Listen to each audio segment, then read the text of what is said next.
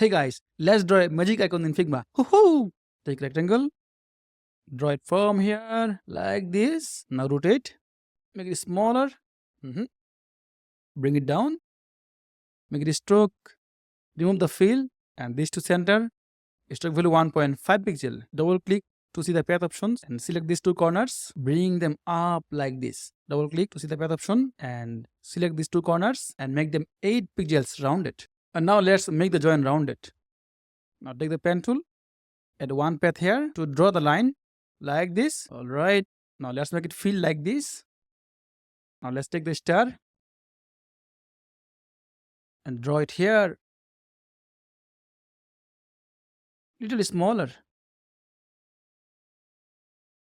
And the count 4 and let's make the ratio 45 pixel and corner radius 0.5 pixel. Make it little big like this. Oh, alright. Adjust the alignment.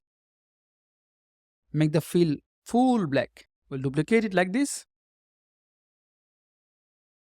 And one more here. And check the alignment for visual balance. And we are done with the magic icon. Goodbye.